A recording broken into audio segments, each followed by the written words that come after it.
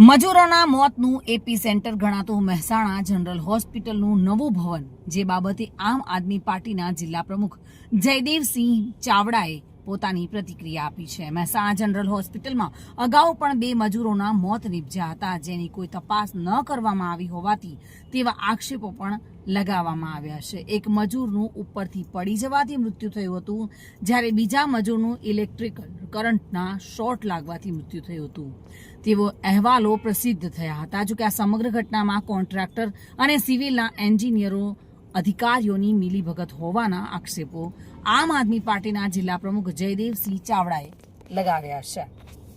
સમગ્ર ગુજરાતના અંદર ભારતીય જનતા પાર્ટીના રાજના અંદર માણસ મળે અને મકોડો મરે એવી પરિસ્થિતિ અત્યારે સ્પષ્ટ છે। મહેસાણા અંદર સિવિલ હોસ્પિટલ અત્યારે જે બની રહી છે એના અંદર અત્યાર સુધી 2 મજૂરો જે સેફટી જે સાધનો વગર કામ કરી રહ્યા હતા એમાંથી એક મજૂર નીચે પટકાઈને મરી ગયા, બીજા મજૂર ખરો એને ઇલેક્ટ્રિક શોર્ટ લાગવાથી મરી ગયા। તો 2 મજૂરો મરી ગયા છે। આમ છતાંય અહીંયા કોઈ પોલીસ રિપોર્ટ ના થયો, ના લેબર કમિશનરથી લેબર ઓફિસરથી લઈને તમામ વ્યક્તિઓ જેમ આ કોન્ટ્રાક્ટરે કોઈ પેકેજ આપી દીધું હોય એ રીતે પેકેજ લઈને બધા જ રિપોર્ટો ખરા એ સાયલેન્ટ કરી દીધા છે।